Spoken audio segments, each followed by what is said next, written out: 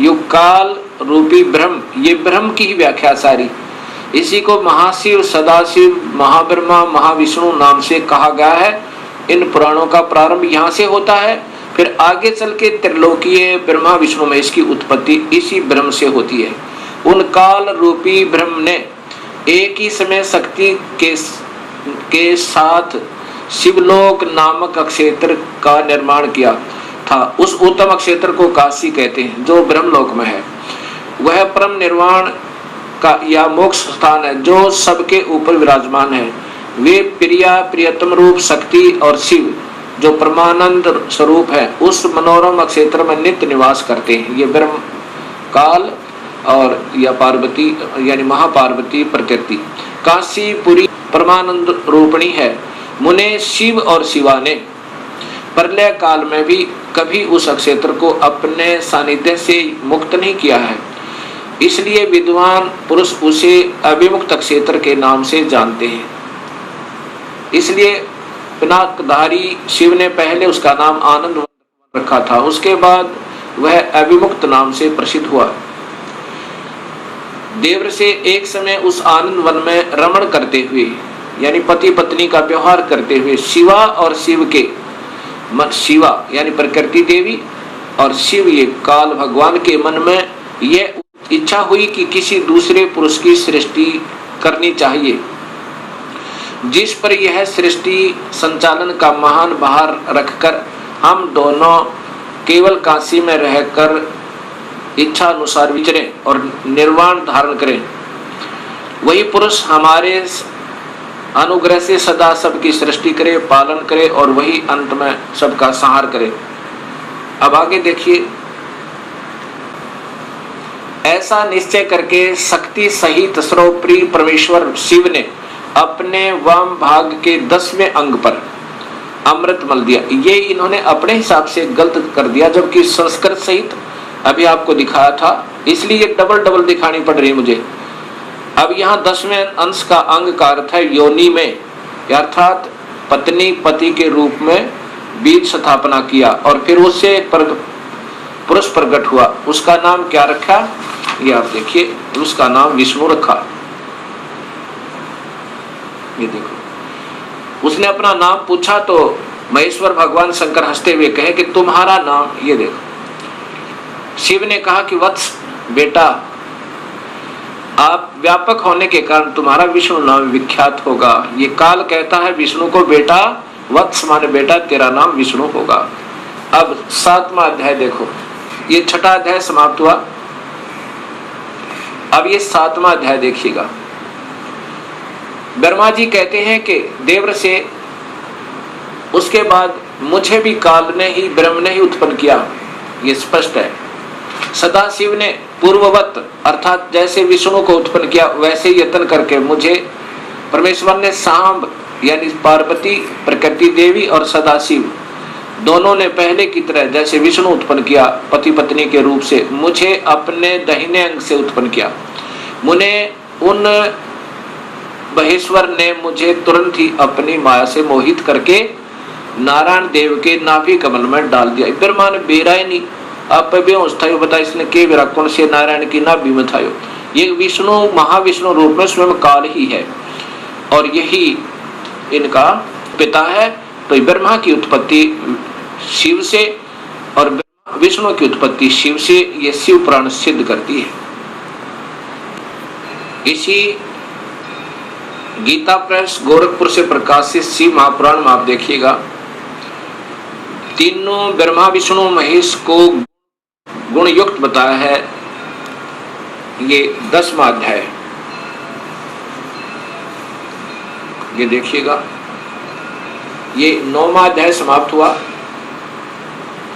और ये 10वां अध्याय प्रारंभ हुआ। परमेश्वर शिव बोले, उत्तम व्रत का पालन करने वाले हरे विष्णु को आदेश दे रहे हैं, अब तुम मेरी दूसरी आज्ञा सुनो। ये काल है महाशिव, अब तुम मेरी दूसरी आज्ञा सुनो, उसका पालन करने से तुम सदा समस्त लोकों में माननीय और पूजनीय बने रहोगे। ब्रह्मा जी के द्वारा रचे गए लोक में जब कोई दुख या संकट उत्पन्न होगा तब उन संपूर्ण दुखों का नाश करने के लिए सदा तत्पर रहना। तुम्हारे संपूर्ण दुस्सह कार्यों में मैं तुम्हारी सहायता करूंगा। अर्थात शिव विष्णु संपूर्ण शक्तिशाली नहीं है, ये काल कहता है कि मैं तुम्हारी मदद करूंगा। तुम्हारे जो दुर्जय अत्यंत उत्कृष्ट शत्रु होंगे उन सबको मैं मार गिराऊंगा। अर्थात विष्णु भी संपूर्ण शक्ति युक्त नहीं है, शिव जी उनको आदेश दे रहा है, तुम नाना प्रकार के अवतार धारण करके लोक में अपनी उत्तम कीर्ति का विस्तार करो, सबके उद्धार के लिए तत्पर हो। तुम रुद्र के ध्येय हो और रुद्र तुम्हारे ध्येय हैं। अर्थात तुम तीनों मिलकर काम करो। तुम में और रुद्र में कुछ भी अंतर नहीं है, अर्थात दो तो है ही है, एक रुद्र है एक विष्णु है।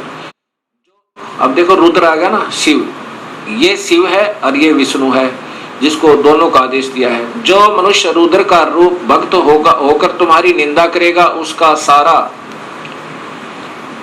सद्गुण और उसका सारा पुण्य तत्काल भस्म हो जाएगा। पुरुषोत्तम विष्णु तुमसे द्वेष करने वाला मेरी इच्छा से ही, मतलब अब मैं आपको बताता हूं, मेरी आज्ञा से उसको नरक में गिरना पड़ेगा।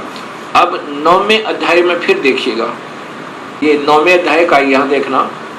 और संहार करने वाले रज आदि त्रिविध गुणों द्वारा ब्रह्मा विष्णु और रुद्र ने नाम से प्रसिद्ध हो 3 रूपों में पृथक पृथक प्रकट होता हूँ। ये काल भी तीनों गुणों रज महाब्रह्मा महाविष्णु महाशिव रूप में रहता है, साक्षात शिव गुणों से भिन्न है। वे प्रकृति और पुरुष से भी परे हैं। अद्वितीय नित्य अनंत पूर्ण निरंजन परब्रह्म परमात्मा है। ये काल तीनों लोकों का पालन करने वाले श्री हरि भीतर तमोगुण और बाहर सतोगुण धारण करते हैं। त्रिलोकी का संहार करने वाले रुद्र भीतर सतोगुण और बाहर से तमोगुण धारण करते हैं, तथा त्रिभुवन की सृष्टि करने वाले ब्रह्मा जी बाहर और भीतर से रजोगुण ही हैं। अब ध्यान से देखो, इस प्रकार ब्रह्मा विष्णु और रुद्र माने शिव, शंकर, ये त्रिलोकीय ब्रह्मा विष्णु महेश, इन तीनों देवताओं में गुण है। रजगुण ब्रह्मा है, सतगुण विष्णु है, तमगुण शिव जी। दिखाया ना कि शिव अंदर से तो सतगुण दिखा है भगवान जैसा, लेकिन वास्तव में उसका परम गुण तमोगुण है शिव का। अब इस प्रकार इन तीनों में गुण बताए हैं, रजगुण ब्रह्मा, सतगुण विष्णु, तमगुण शिव जी। इन तीनों देवताओं में गुण है। अब देखो चौथा कौन रह गया फिर वो, अब चौथा जो शिव की महिमा गाई जा रही है वो कौन है, वो काल है। और ये तीनों यह नारे लिख दिए। अब इस प्रकार ये सब ज्ञान आपके समझ में आएगा। अब आपको दिखाता हूं, देवी भागवत महापुराण संस्कृत सहित है मेरे पास, और साथ में फिर दिखाऊंगा ये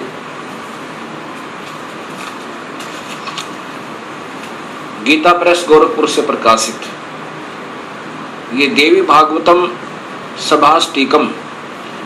इनके टीकाकार कौन है ये देखिएगा, और ये कहां से प्रकाशित है।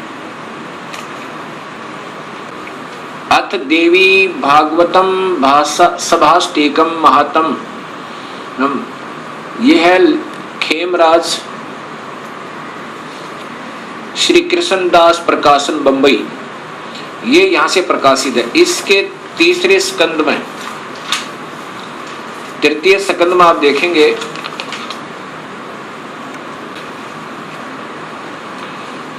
अथ श्री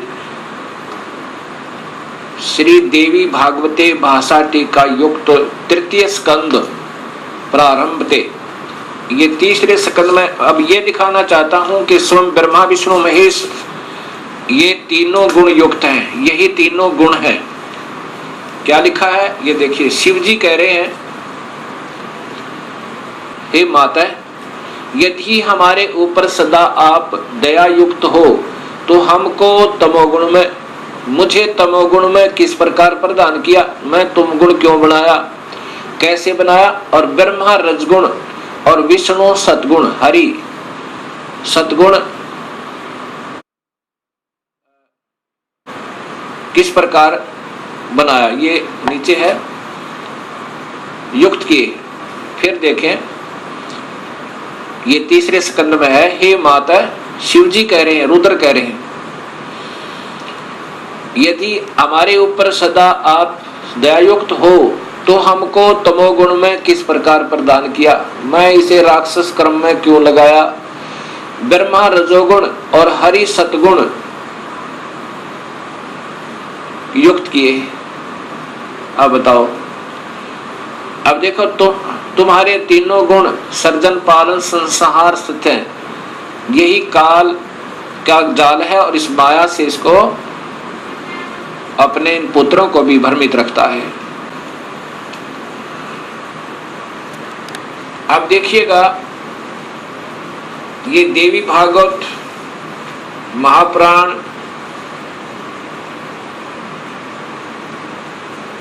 गीता प्रेस गोरखपुर से प्रकाशित, क्योंकि ज्यादातर भक्तात्मा इसी को पसंद करते हैं।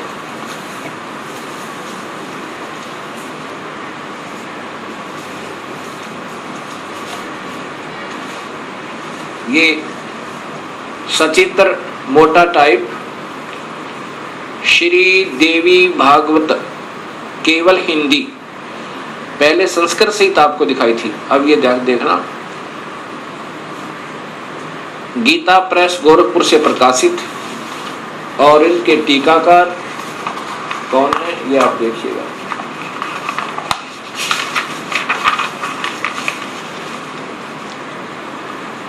मोटा टाइप, और यहाँ हनुमान संपादक हनुमान प्रसाद पोदार चिमन लाल गोस्वामी, इसके तीसरे स्कंद में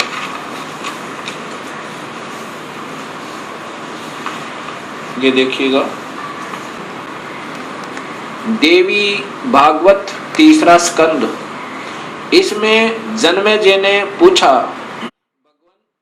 आपने अम्बा यज्ञ द्वारा परम पवित्र नवरात्र व्रत करके उसके द्वारा देवी के आराधन करने की आज्ञा दी है, अतः वे कौन देवी हैं, कैसे और सब प्रकट हुई, पधारने का क्या उद्देश्य है। अब ये जन्मेजय पूछ रहे हैं व्यास जी से, और व्यास जी बता रहे हैं कि यही प्रश्न मेरे मन में आया था, मैंने नारद जी से पूछा था। तो नारद जी ने फिर बताया,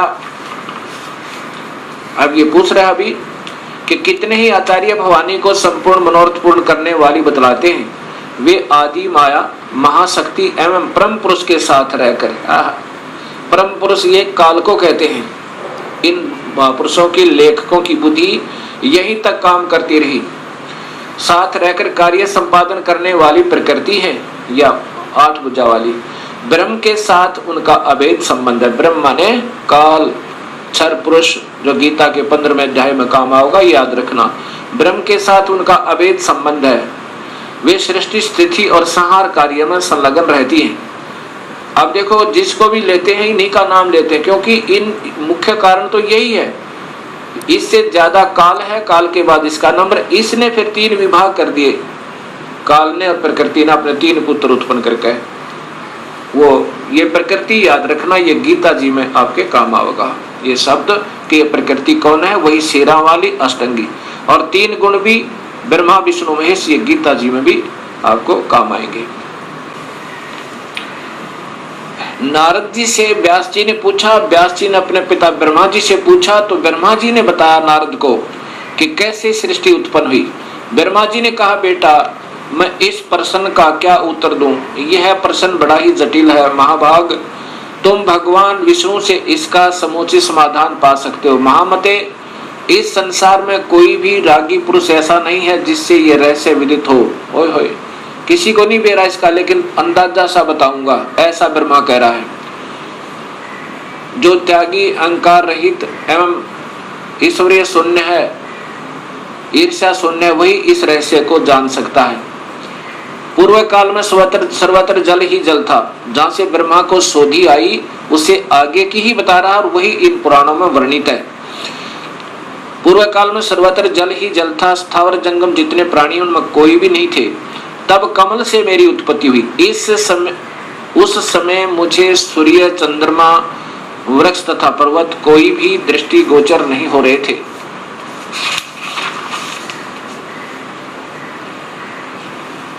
दिखाई पड़े। मैं कमल की कणिका पर बैठकर विचार करने लगा, इस अगाध जल में मैं कैसे उत्पन्न हो गया, कौन मेरा रक्षक है तथा इस प्रलय काल में सृष्टि अनुसंहार करने वाले कौन विशिष्ट पुरुष हैं। कहीं भी स्पष्ट रूप से भूमि भी नहीं दिखती जिस पर यह जल टिका हुआ है। यह कमल कैसे उत्पन्न हुआ, रूढ़ एवं यौगिक दोनों अर्थों में कोई इसका कारण होने ही चाहिए। यौगिक अर्थ होने पर इसका मूल कारण पतंग होता है, पंख। तो अब देखूं वह पंख है कहाँ है, वह इस मूल कारण, मतलब ये नीचे घूमता रहा, 1000 वर्ष तक पृथ्वी का अन्वेषण करता रहा, इस पर भी मुझे इस जल का कहीं और छोर नहीं मिला। इतने में आकाशवाणी हुई, तप करो तप करो। तब मैंने तपस्या प्रारंभ कर दी। ये ब्रह्मा बता रहा है, कमल पर बैठे ही 1000 वर्ष तक मैं तप करता रहा, फिर उसी समय सृष्टि करो ऐसी आकाशवाणी सुनाई पड़ी। उसे सुनकर मैं बड़े आश्चर्य में पड़ गया, सोचा कि किसकी सृष्टि करूं अथवा मेरा क्या कर्तव्य है। उसी समय मधु और कैटभ नाम के 2 भयंकर दानव आए। अब यहां देखना भक्तात्माओं, आए वे उस महावरण में मुझसे युद्ध करने की इच्छा प्रकट करने लगे। मैं उनसे भयभीत हो उठा। तब कमल का डंठल पकड़कर जल में उतरा। वहां मुझे एक परम अद्भुत पुरुष के दर्शन मिले। उनका श्री विग्रह मेघ के समान श्याम था। वे पीतंबर पहने थे, 4 भुजाएं थी, शेष नाग की सैया पर सोए पड़े थे। सोए का मतलब बेहोश थे, अचेत थे विष्णु जी। उन जगत प्रभु के गले को वनमाला सुशोभित कर रही थी। शंख चक्र गदा पद्म, इन 4 अवधों से अनुपम शोभा पा रहे थे। ऐसे से भगवान विष्णु का मुझे दर्शन हुआ। वे योग निद्रा से वशीभूत होकर गाढ़ी नींद में सोए हुए थे। ये बेहोश कर रखे थे काल ने विष्णु जी को। उनकी अच्छा यहाँ देखना, मैंने उनका सत्वन किया देवी का। तब वे कल्याणमयी भगवती विष्णु के विग्रह से निकलकर, विष्णु के शरीर से निकलकर आकाश में विराजमान होगी। ये सभी प्रमाण शास्त्रों में पूर्व प्रमाणित हैं और विद्यमान हैं। स्पष्ट लिखा है कि ब्रह्मा को नहीं मालूम मैं कहां से उत्पन्न हुआ, तुक्के मार रहा है आगे के, वो कौन है, वो श्री हरि है, फलाना है। अब जो अपनी स्थिति ये बता रहा है कि मैं कमल के फूल पर सचेत हुआ, मुझे नहीं मालूम मैं कहां से आया। फिर मधु और कैटभ नाम के 2 राक्षस आए। पहले 1000 वर्ष तक तो खोज की उस कमल के डंठल की, ये कहाँ टिका हुआ, कहीं नहीं पाया। अब अगर इस विष्णु के नाभि से कमल होता, विष्णु की नाभि से कमल नहीं था, वो विष्णु काल है, उसने अपनी नाभि से कमल बनाया हुआ था। और फिर इतने में मधु कैटभ आए, उनके डर के मारा ये नीचे उतरा। आगे विष्णु अचेत पड़ा था शेष सैया पे, शेष नाग के ऊपर बेहोश पड़े थे। उसमें से एक शक्ति निकली और उसके बाद ये होश में आया और फिर मधु कैटभ के साथ इनका युद्ध हुआ। 5000 वर्ष तक तो ये लड़ते रहे और मधु कैटभ को नहीं मार पाए। जब योग निद्रा भगवान विष्णु के शरीर से अलग होकर, योग निद्रा के ये तो बेहोशी शक्ति एक इनके अंदर डाल रखी थी, आकाश में विराजने लगी, तब तुरंत ही श्री हरि उठ बैठे, ये विष्णु जी उठ बैठे। उन्होंने मधु और कैटभ के साथ 5000 वर्ष तक बड़ी घमासान लड़ाई हुई। तब वे दैत्य मरे। कैसे मरे? पहले देवी के कटाक्ष से मधु और कैटभ मोहित हो गए थे। उसके बाद भगवान विष्णु ने गोद में लिटाकर उन्हें प्राणों से रहित कर दिया। अब वहां पर मैं और भगवान विष्णु 2 थे। वही रुद्र भी प्रकट हो गए, ये देख लो। वहीं ये रुद्र अर्थात ये त्रिलोकीय शिव भी आ गया। हम तीनों को भगवती अध्याशक्ति ने के दर्शन हुए। उन्हें देखकर मन मुग्ध हो गया, उनकी उत्तम स्तुति की। तब वे आदि शक्ति हम लोगों से कहने लगी। देवी ने कहा, ब्रह्मा विष्णु और महेश्वर, ये रुद्र को महेश्वर भी कहा, ये ध्यान से देखना। तुम भली भांति सावधान होकर अपने अपने कार्य में संलग्न हो जाओ। सृष्टि, स्थिति और संहार ये तुम्हारे कार्य हैं। इन महान पराक्रमी दैत्यों का निधन हो जाने पर अब तुम्हें अपना स्थान बनाकर शांतिपूर्वक निवास करना चाहिए। अब क्या बोलते हैं ब्रह्मा जी? कहते हैं कि भगवती अध्यास शक्ति की यह वाणी बड़ी मधुर, सुंदर और सुखप्रद थी। हमने वह स्पष्ट सुनी। हम लोगों ने उनसे कहा, माता, अब माता कह रही है, हम किस प्रकार इन प्रजाओं के सर्जन आदि कार्य करने में सफल हों? विस्तृत भूमि का अभाव है, सभी स्थान जल मगन है, पंचभूत कुछ भी नहीं है। अब क्या कहती है फिर ये माई ने आगे कहा, माता, हम किस प्रकार इन प्रजाओं के सर्जन कार्य करने में सफल हों? विस्तृत भूमि का अभाव है, सभी स्थान जल मगन है, पंचभूत एवं गुण ये सब समाप्त हैं। पंचभूत एवं गुण तन्मात्र इंद्रियां चाहिए, परंतु उनका भी अभाव है। हमारी बात सुनकर उन कल्याण स्वरूपिणी भगवती का मुखमंडल मुस्कान से भर गया। इतने में एक सुंदर विमान आकाश से उतरा। तब उन देवी ने हमें आज्ञा दी, देवता और निर्भीक होकर स्वेच्छा पूर्वक इस विमान में प्रवेश कर जाओ। ब्रह्मा, विष्णु और रुद्र, आज मैं तुम्हें एक अद्भुत दृश्य दिखलाती हूँ। हमने भगवती की बात सुनकर उसे शिरोधार्य कर लिया। वह रतन जड़ित विमान पर चढ़कर हम लोग आराम से बैठ गए।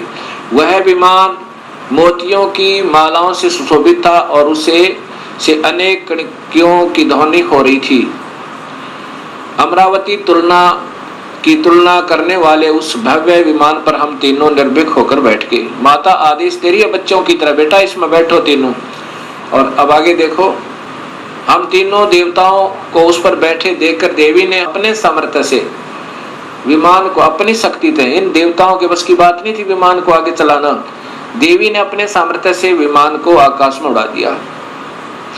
ब्रह्मा जी कहते हैं कि मन के समान तीव्र गति से चलने वाला वह विमान जिस अपरिचित स्थान पर गया, वहां संपूर्ण फलों से लदे हुए अनेक सुंदर वृक्ष थे। किलकों की कला की काकली उन वृक्षों की शोभा बढ़ा रही थी। और नीचे देखो, वहां पर ये क्या था? ये कौन था? ये स्वर्ग था।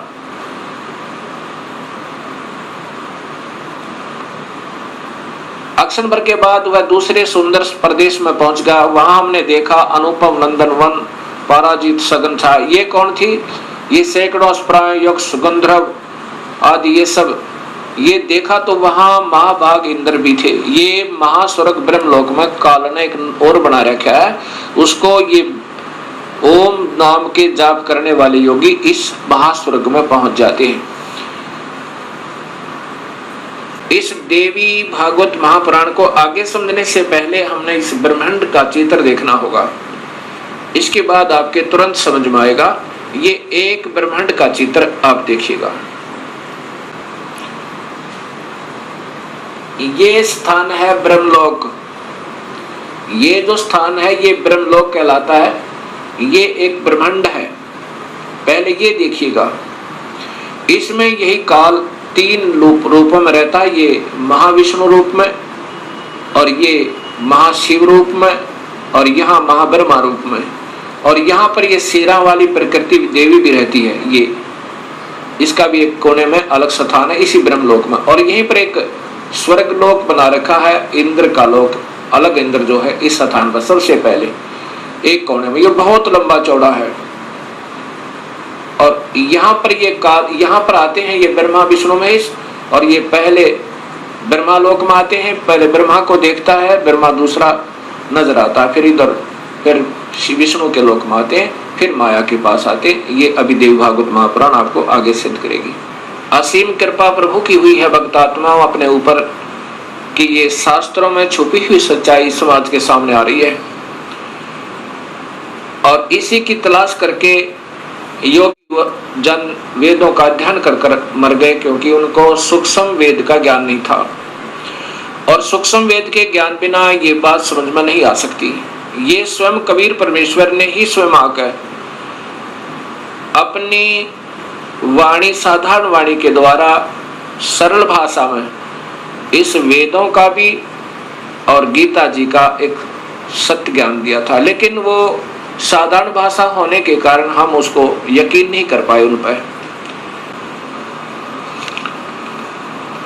अब इंद्र महास्वर्ग से आगे यानी इंद्र के लोक से आगे ब्रह्मलोक की तरफ प्रस्थान किया। इतने में हमारा विमान तेजी से चल पड़ा और दिव्य धाम ब्रह्मलोक में जा पहुंचा। संपूर्ण देवता उस नगर के सामने मस्तक झुकाया करते थे। वहां एक दूसरे ब्रह्मा विराजमान थे। उन्हें देखकर भगवान शंकर और विष्णु को बड़ा आश्चर्य हुआ। अब यहां देखना है कि दूसरा ब्रह्मा भी विराजमान थे वहां पर, और ये दास सिद्ध करना चाहता है आपको कि वो कौन है, आगे देखिएगा। इतने में मन के समान तीव्र गति से वह विमान तुरंत वहां से चल पड़ा और कैलाश के सूर्य शिखर पर पहुंचा। वहां क्या देखा कि हमने विमान के पहुंचते एक भव्य भवन से त्रिनेत्र धारी भगवान शंकर निकले। एक शंकर और निकला। वे नंदी वृषभ पर बैठे थे। उनके 5 मुख थे और 10 भुजाएं थी। मस्तक पर चंद्रमा आदि थे। उसके बाद आगे देखो, अक्षण भर के बाद वही विमान उस शिखर से विपौन के समान तेज चाल से उड़ा और बैकुंठ लोक में पहुंचा। उसी ब्रह्म लोक में एक विष्णु लोक बना रखा काल ने। ये देखो नीचे कि वहां पर कमल लोचन श्री हरि विराजमान थे। कमल लोचन श्री हरि विराजमान थे, अर्थात एक विष्णु और वहां पर था। अब ये तीनों देवता विमान में बैठे हुए जा रहे हैं और दूर से देख रहे हैं। एक ब्रह्मा और है, एक विष्णु और है, एक शिव और है। उसके बाद कहते हैं कि ब्रह्मा जी बता रहे हैं कि हमारा विमान बहुत तेज गति से चला और कहां पहुंचा, जहां पर एक बहुत सुंदर औरत बैठी थी। और उसको देख करके हमने सोचा कि ये कौन है, ये देवी कौन है।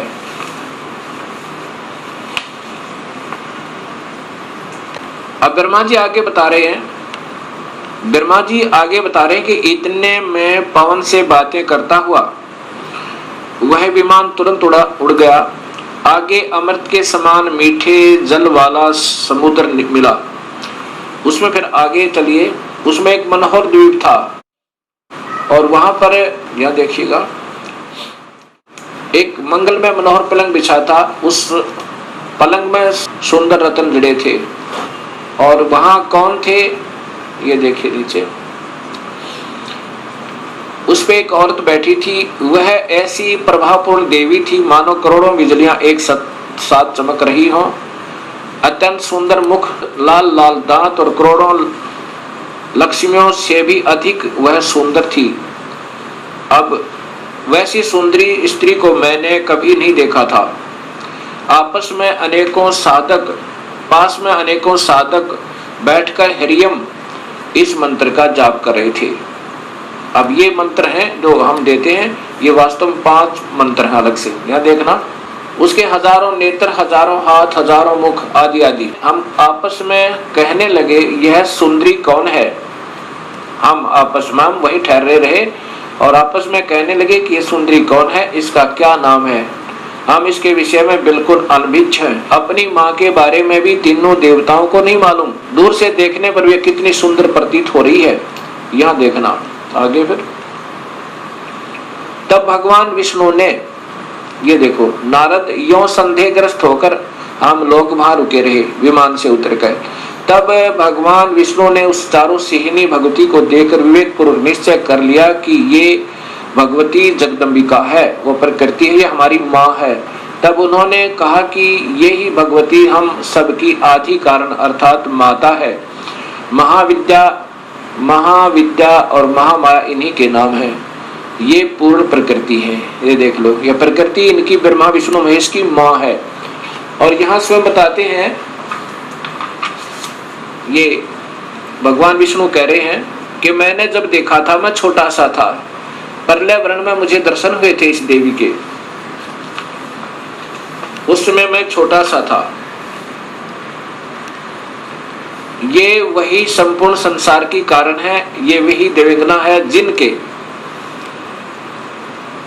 पर्यावरण में अर्थात जो पानी ही पानी था, मुझे दर्शन हुए थे, उस समय मैं बालक रूप में था। विष्णु जी कह रहे हैं मैं बालक रूप में था। ये वही देवी भागवत महापुराण गीता प्रेस गोरखपुर से प्रकाशित है।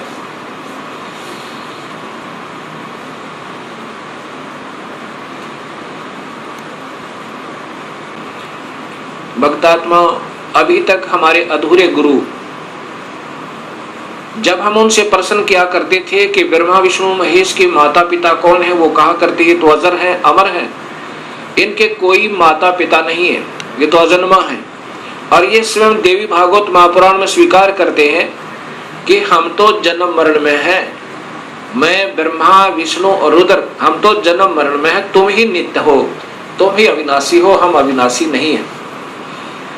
अब देखिएगा आपके सामने से प्रकाशित तीसरा स्कंद ही चल रहा है, यहाँ ये चल रहा है तीसरा स्कंद।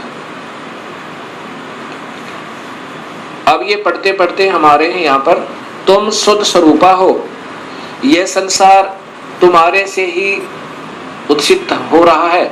मैं ब्रह्मा और शंकर, विष्णु स्वयं कह रहा है, मैं ब्रह्मा और शंकर हम सभी तुम्हारी कृपा से विद्यमान है। हमारा आविर्भाव और तिरोभाव हुआ करता है। आविर्भाव माने जन्म और तिरोभाव माने मृत्यु। हम तो मृत्यु और जन्म में हैं, ये ध्यान से देखो। और केवल तुम ही नित्या हो, जगत जननी हो, प्रकृति और सनातनी देवी हो। ये फिर देखना भक्तात्माओं, विष्णु जी कह रहे हैं मैं विष्णु, ब्रह्मा और शंकर हम सभी तुम्हारी कृपा से विद्यमान हैं। हमारा आविर्भाव और तिरोभाव हुआ करता है। आविर्भाव माने जन्म, तिरोभाव माने मृत्यु। केवल तुम ही नेता हो, जगत जननी हो, प्रकृति और सनातनी देवी हो। ये प्रकृति शब्द आपको गीता में काम आएगा, जब ये दास आपको बताएगा कि ब्रह्म और प्रकृति से तीनों गुणों की उत्पत्ति हुई। ब्रह्मा विष्णु महेश की, रजगुण ब्रह्मा, सद्गुण विष्णु, तमगुण शिव जी की। ये वही देवी भागवत महापुराण है, गीता प्रेस गोरखपुर से प्रकाशित। यहाँ देखो, श्री भगवान शंकर बोले, देवी यदि महाभाग विष्णु तुम्ही से प्रकट हुए हैं, तो उनके बाद उत्पन्न होने वाले ब्रह्मा भी तुम्हारे ही बालक हुए। और फिर मैं तमोगुणी लीला करने वाला शंकर भी तुम्हारी संतान हुआ। अब दोनों बात सिद्ध होगी भगवत आत्माओं। विष्णु भी प्रकृति से उत्पन्न हुआ, ब्रह्मा भी, और शिव ये तमोगुण शिव। अब वहां देखना, रजगुण ब्रह्मा, सद्गुण विष्णु, तमगुण शिव जी बताएगा दास आपको। मैं तमोगुण लीला करने वाला शंकर भी तुम्हारी संतान हुआ, अर्थात मुझे भी उत्पन्न करने वाली तुम ही हो। अब ये ध्यान से पढ़ो भक्तात्मा, ये वही देवी भागवत महापुराण गीता प्रेस गोरखपुर से प्रकाशित।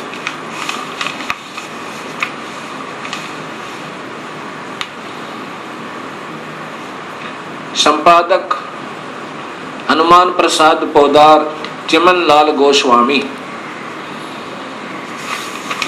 अब आपके सामने ये स्पष्ट हुआ कि ये प्रकृति देवी और ये ब्रह्म काल, इनसे ब्रह्मा विष्णु और शिव की उत्पत्ति हुई।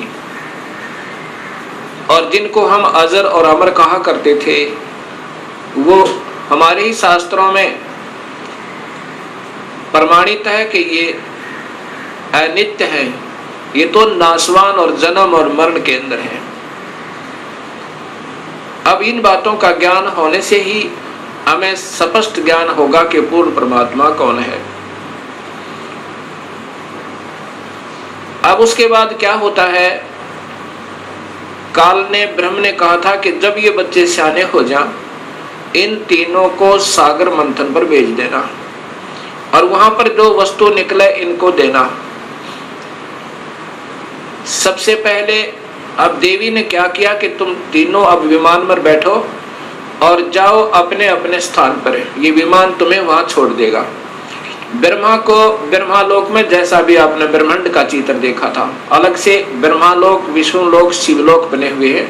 इस ब्रह्मांड में ये पहले ही रचित है और इनको ऐसे ही एक बहुत लंबे चौड़े समुद्र पर, जल के समुद्र पर वहां अपनी शक्ति से रखा हुआ था।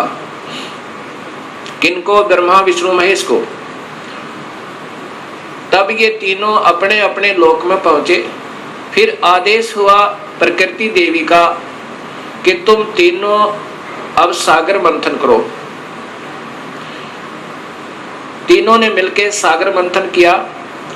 इस ब्रह्म भगवान ने, काल भगवान ने पहले ही समुद्र के अंदर एक कूर्म का रूप धारण करके अपने ऊपर सुमेरु पर्वत को टिका लिया और उसमें इन जाकर तीनों ने शेष नाग के उसे रस्से थे उसका मंथन किया, ऐसे जैसे पहले पुराने समय में दूध रिड़कते थे ऐसे। उसमें से वेद निकले। वेदों को ब्रह्मा ने पढ़ा और वेदों में पाया कि पूर्ण परमात्मा कोई और है जिसने सृष्टि रची हुई है, वही जग का करता है, उसकी उपासना करनी चाहिए, वो आकार में है। उससे पहले ये तीनों बालक अपनी माँ से पूछा करते थे कि माँ हमारा पिता कौन है। तब ये प्रकृति देवी कहा करती थी कि तुम्हारा कोई पिता नहीं, कोई तुम्हारी माँ नहीं, मैं ही तुम्हारा पिता और मैं ही तुम्हारी माँ हूं।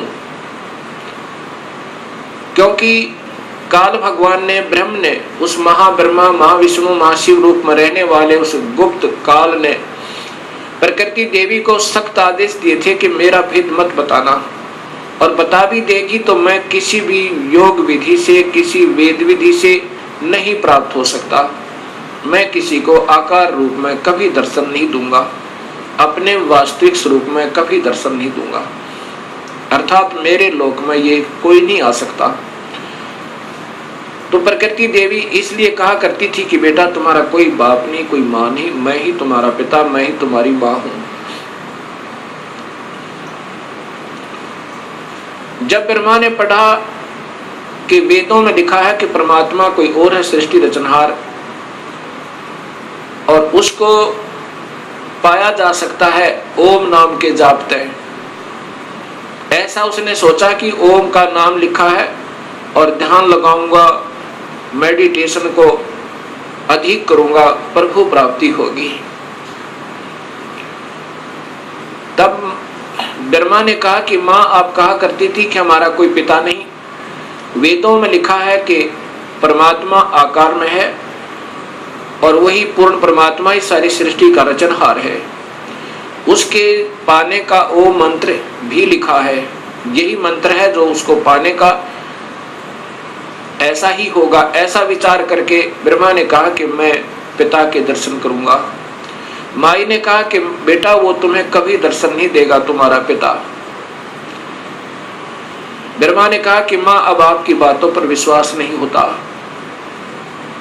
मैं पिता की तलाश करूंगा, अर्थात परमेश्वर को ढूंढूंगा। माई ने कहा कि यदि तुम्हें पिता नहीं मिला तो क्या करेगा। ब्रह्मा ने कहा कि मैं फिर वापस नहीं आऊंगा, दर्शन नहीं दूंगा आपको। ऐसा सोचकर, ऐसा कहकर ब्रह्मा वहां से चल पड़ा। एकांत स्थान पर जाकर 4 युग तक मेडिटेशन किया, ध्यान किया, ओम नाम का जाप किया। प्रभु प्राप्ति नहीं हुई। अब शर्मिंदा वापस नहीं आ रहा है। तब आकाशवाणी काल ने की प्रकृति देवी को कि सृष्टि प्रारंभ करो, जीवों की उत्पत्ति करो। तब प्रकृति देवी ने कहा कि तेरा जेठा बेटा, ज्येष्ठ पुत्र ब्रह्मा आपकी तलाश में हट करके गया हुआ है। तब निरंजन ने कहा कि मैं कभी किसी को किसी भी वेद विधि, वर्णित विधि से कोई दर्शन नहीं दूंगा, मेरी प्राप्ति नहीं हो सकती, उसको वापस बुलाओ। तब प्रकृति देवी ने अपनी शब्द शक्ति से एक लड़की उत्पन्न की, उसका नाम गायत्री रखा और कहा बेटी जा ब्रह्मा को समाधि से उठा कर ला, उसको कहना कि तेरे बिना सृष्टि रचना अधूरी है और आप वापस चलिए। अब वो गायत्री देवी जब वहां पहुंची ब्रह्मा के पास, ब्रह्मा के चरण छुए, ब्रह्मा का ध्यान भंग हुआ। तब उसने देखा कि सामने एक लड़की खड़ी है। ब्रह्मा गुस्से में आकर कहता है कि तूने मेरा तप भंग कर दिया, तू कौन पापचारिणी आ गई, मैं तुझे श्राप देता हूं। तब उस गायत्री ने कहा कि पहले मेरी बात सुन लो और फिर मेरा दोष हो तो मुझे श्राप देना। मुझे मां ने भेजा है आपको लिवा लाने के लिए। आपके बिना सृष्टि रचना प्रारंभ नहीं हो रही, जीवों की उत्पत्ति नहीं हो रही, और आप वापस चलिए। तब ब्रह्मा जी ने कहा कि गायत्री कैसे चलूं मैं माँ के पास, मुझे शर्म लगती है, पिता के दर्शन हुए नहीं, और मैं कहकर आया था कि माँ यदि पिता के दर्शन नहीं हुए तो मैं वापस नहीं आऊंगा, दर्शन नहीं दूंगा। ब्रह्मा ने कहा गायत्री से कि यदि तू मेरी झूठी गवाही देवे तो मैं चलूं कि पिता के दर्शन अर्थात प्रभु की प्राप्ति हो गई। गायत्री ने कहा कि एक और गवाह तैयार करते हैं। गायत्री ने अपनी सब शक्ति से एक और लड़की उत्पन्न की, उसका नाम पहुपवती रखा। दोनों ने ब्रह्मा की झूठी गवाही देने की स्वीकृति दे दी। तीनों के तीनों माता के पास, प्रकृति देवी के पास आ गए। प्रकृति देवी ने पूछा कि ब्रह्मा तुझे पिता के दर्शन हुए? ब्रह्मा ने कहा हाँ माँ, मुझे पिता के दर्शन हुए। तो देवी ने पूछा कैसे प्रमाणित हुआ है? ब्रह्मा ने कहा कि दोनों से पूछ लो, इनके सामने मुझे दर्शन देकर के पिताजी गए हैं। तब उन दोनों से पूछा, प्रकृति देवी ने, गायत्री और पहुपवती ने स्वीकृति दी और कहा कि हाँ हमारे सामने ब्रह्मा को दर्शन दिए, पिता ने दर्शन दिए। बड़ा तेजो में शरीर था, ऐसे तुक्के मारे। तब प्रकृति देवी के मन में ये आया कि ये काल दोगला है, ये ब्रह्म तो दोगली बात कर रहा है। मेरे को कहता है मैं कभी किसी को दर्शन नहीं दूंगा, मैं कभी व्यक्त रूप में प्रकट नहीं होऊंगा और गुप्त रूप में सर्व कार्य करता रहूंगा, और इनको दर्शन दे दिए। ऐसा सोचकर अक्षुब्ध होकर, नाराज होकर दूर जा बैठी और कहती है कि मैं नहीं तेरे इस कार्य को कर सकती, संभाल अपने डमडमे ने। मुझे कुछ कहता है और इनको दर्शन दे दिए हैं। तब आकाशवाणी काल भगवान ने क्षर पुरुष ने की कि प्रकृति देवी ये झूठ बोल रहे हैं, मैंने कोई दर्शन नहीं दिया। तब वो करड़ी होकर, गुस्से में होकर और आई और कहा कि नादानो तुम झूठ बोल रहे हो, आकाशवाणी हुई है परमात्मा की, वो कहता है कि मैंने कोई दर्शन नहीं दिए। तब वो हंसने लगे और ब्रह्मा ने कहा कि माँ मुझे शर्म आ रही थी आपके पास आने में, क्योंकि पिता के दर्शन हुए नहीं थे, और मैं उस समय ये कहकर गया था कि मैं आऊंगा नहीं यदि पिता के दर्शन नहीं हुए तो, इसलिए हमने ये झूठ बोलने की स्कीम बनाई। तब प्रकृति देवी ने, इस शेरा वाली दुर्गा ने तीनों को श्राप दे दिया, ब्रह्मा तेरी पूजा जग में नहीं होगी और तेरे ही वेदों के पढ़ने वाले तेरे वंशज तेरे ही तरह सच्चाई नहीं कहा करेंगे। विद्वान जो हो जाएंगे उनको सही ज्ञान तो होगा नहीं, लेकिन झूठ बोलने पर तुले रहा करेंगे और सत्य ज्ञान ना होते हुए भी वो ज्ञान प्रचार करते रहेंगे और दुनिया को गुमराह किया करेंगे।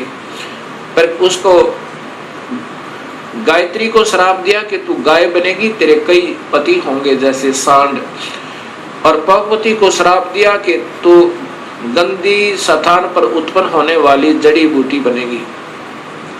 जब तीनों को श्राप प्रकृति दे चुकी, तब काल भगवान ने आकाशवाणी की, उस प्रकृति देवी को ही सुनाई दी वो कि तूने ये अच्छा नहीं किया दुर्गा, इनको श्राप नहीं देना था, तू संविधान को अपने हाथ में नहीं ले सकती, ये सब मेरा कार्य है, अब मैं तुझे श्राप देता हूं। तू भी द्वापर युग में द्रौपदी बनकर जाएगी, तेरे 5 पति होंगे।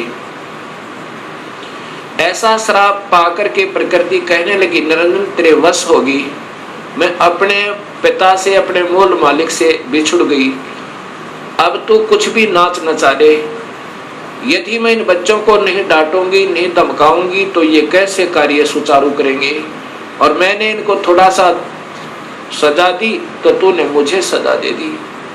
ठीक है, नचा ले, नाच जैसे तू नचाना चाहता है। उसके बाद प्रकृति देवी विष्णु के पास गई, विष्णु के लोक में। विष्णु से कहा कि बेटा तू भी अपने पिता की खोज कर ले, कहीं फिर बाद में समाधि लगाकर बैठो और सृष्टि रचना में भंग होवे। विष्णु जी अपने पिता ज्योत निरंजन काल भगवान की तलाश में चल पड़े। कहां पहुंचे? शेष नाग के लोक में पहुंचे।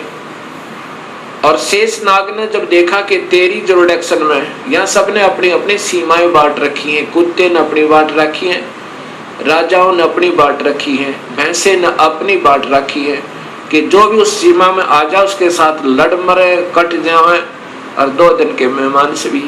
ऐसे ही शेष नाग ने जब देखा कि तेरी जुरिडिक्शन में, तेरे राज्य की सीमा में ये कौन बेधड़क व्यक्ति आ रहा है, इसको कोई डर नहीं तेरा, ऐसे ही अपने 1000 फनों से शेष नाग ने बहुत जोर से फुंकारा छोड़ा, विष्णु को भयभीत और सतर्क करने के लिए कि सावधान हो जा, तू कैसे निर्भीक होकर आ रहा है। ऐसे उस जहर का फुंकारा जैसे स्प्रे पेंट होया करे, ऐसे विष्णु जी का शरीर काला बन गया, जैसे धुंध हो जाकर उसके अंदर विष्णु छुप गया। शेष नाग के विष के फवारे तय विष्णु जी का शरीर विग्रह काला हो गया, सांवला हो गया। जब विष्णु जी ने देखा कि इस नादान कीड़े ने, इस नादान सर्प ने ये क्या जुल्म किया, मैंने इसका क्या बिगाड़ा था, मैंने तो इसको कुछ कहा भी नहीं था, इसने ऐसे मेरा स्वरूप बिगाड़ दिया, अब इसको ठीक करता हूँ, इसको गढ़ता हूँ। ऐसा सोचकर उस नाग को समाप्त करने के लिए विष्णु आगे बढ़ने लगा। उसी समय आकाशवाणी हुई ज्योत निरंजन की, काल की, कि विष्णु अब इसको कुछ मत कहे शेष नाग को, अगर ऐसे तुम लड़ने मरने लगे तो सृष्टि कैसे प्रारंभ होगी। अब इसको कुछ मत कहे, द्वापर युग में ये काली देह में हो जाएगा, जन्म लेगा, इसका अवतार होगा और तय उस समय कृष्ण बनकर जाएगा, उस समय इससे अपना बदला ले लेना। अब तू वापस जा और अपनी माँ को स्पष्ट बता दे, झूठ मत बोलना, मैं कभी किसी को दर्शन नहीं दूंगा और ना ही मेरे कोई दर्शन कर सकता, किसी भी वेदों वर्णित विधि से, यज्ञ से, तप से, जप से नहीं कर सकता। यदि झूठ बोलेगा तो तेरा हाल भी ब्रह्मा जैसा हो जाएगा, वापस जा। ऐसा सोचकर, ऐसी आकाशवाणी सुनकर विष्णु जी वापस चल पड़े, माँ के पास आए। माता ने पूछा, क्यों पुत्र, पिता के दर्शन हुए? विष्णु जी ने कहा, नहीं माँ, मुझे दर्शन नहीं हुए। इस बात को सुनकर ये जगदम्बिका दुर्गा बड़ी प्रसन्न हुई और विष्णु को सीने से लगाया और कहा, पुत्र तू सतवादी होगा और तुझे मैं यहाँ पालन पोषण और स्थिति का विभाग देती हूँ और अब मैं तुझे अपनी कृपा से तेरे पिता के दर्शन कराती हूँ। देख शरीर में ध्यान लगाकर और पहुंच जा सहस्रार कमल में। सहस्रार कमल में जो ज्योत प्रकाश दिखाई दे रहा है वो 1000 ज्योतियां, बस ये तेरे पिता का स्वरूप है, ये ज्योत स्वरूपी निरंजन है। ऐसे इन सबको बहका रखा है। विष्णु जी अपने पिता के प्रकाश रूप में दर्शन करके बड़ा प्रसन्न हुआ, उस अंदर प्रकाश देख। ये मेडिटेशन करने वाले अंतिम उपलब्धि केवल ज्योत बताते हैं, वो ज्योत स्वरूपी वही तो काल है और उसी को देखकर सब प्रसन्न हो जाते हैं। उसके बाद यही माई शिव जी के पास गई, शंकर जी के पास गई।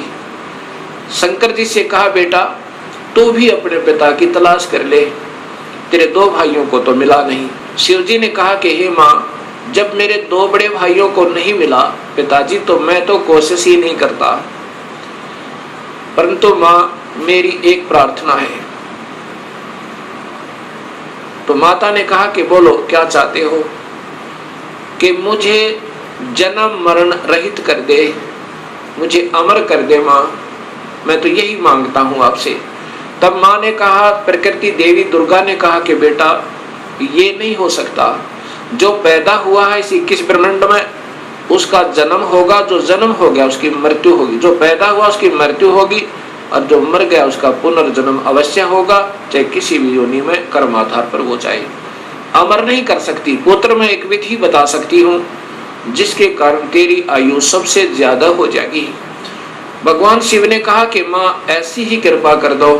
तब देवी ने कहा कि पुत्र तू ज्यादातर मेडिटेशन करया करे, और मेडिटेशन करते करते अपने श्वासों को, प्राणों को 10वें द्वार पर स्थिर कर दिया कर, श्वास कम से कम आने दिया कर, और ठंडे क्षेत्र में रहा कर ताकि तेरा शरीर खराब ना होए।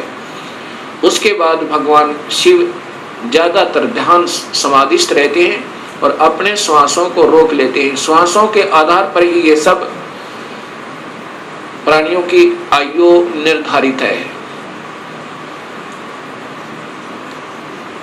उसके बाद फिर इन तीनों से कहा कि तुम जाओ सागर मंथन करो। पहले माई ने कहा कि तुम मेरे से सृष्टि रचना करो, मुझे ही पत्नी बनाकर तुम तीनों यहाँ के सृष्टि रचना करो। तब इन तीनों ने कहा, हे माँ, माता नार पुत्र की होई, हे जननी ये कहाँ अगत होई। तब माँ ने कहा कि बेटा मैं तुम्हारी परीक्षा ले रही थी और ये देख रही थी तुम भी अपने पिता की तरह ही ऐसे हो या तुम्हारे अंदर कोई विवेक है। ठीक है, तुम जाओ फिर सागर मंथन करो। अब दूसरी बार फिर सागर मंथन किया। जब सागर मंथन किया उसमें 3 रूप माई नहीं अपने बनाए इस दुर्गा ने। ये सिद्धि होती है, एक सिद्धि वो चोलेदार है, चोले माने शरीर।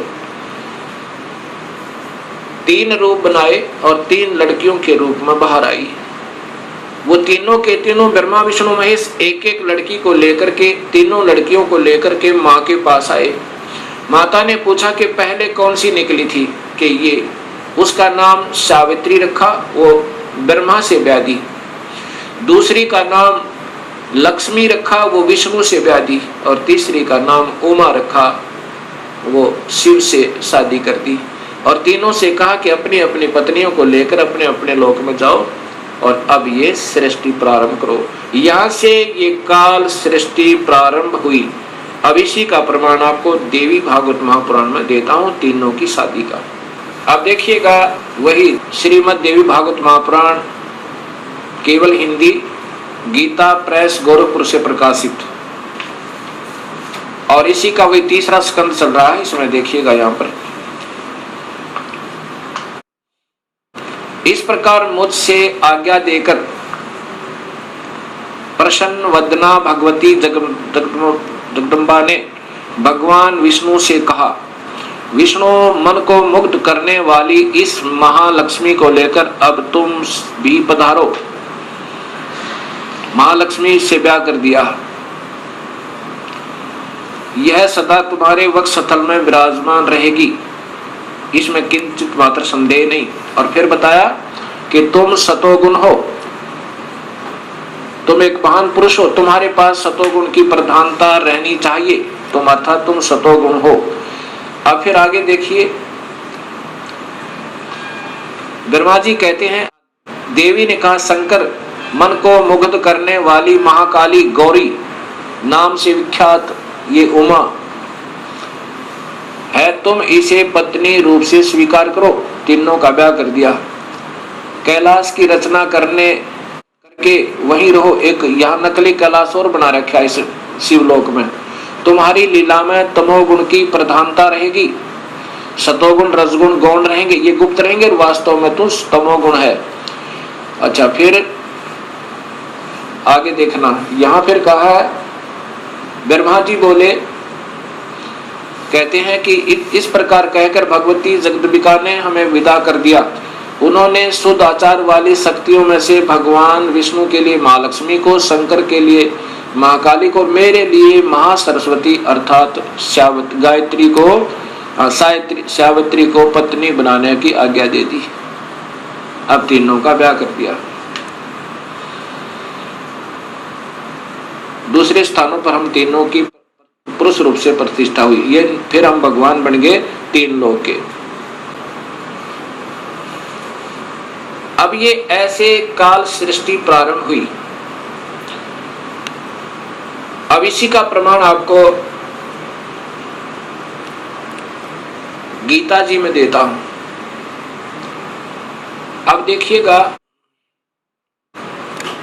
श्रीमद् भगवत गीता, गीता प्रेस गोरखपुर से प्रकाशित, और इनके टीकाकार हैं श्री जय दयाल गोविंद का, श्री जय दयाल गोविंद का। और ये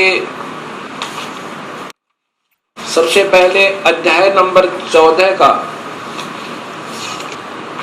प्रथम श्लोक सुनिए इन्हीं की भाषा में। वैसे तो इन महापुरुषों को विशेष ज्ञान नहीं था, कोशिश की इन्होंने सरलार्थ करने की ढंग से, परंतु सूक्ष्म वेद का ज्ञान न होने से अधूरा पुधूरा ही किया। फिर भी जहां तक इनकी बुद्धि काम की उन्हीं के आधार पर बताता हूं कि ज्ञानों में भी अति उस उत्तम परम ज्ञान को फिर कहूंगा जिसको जानकर सब मुनिजन संसार से परम तर मुक्त होकर परम सिद्धि को प्राप्त हो गए।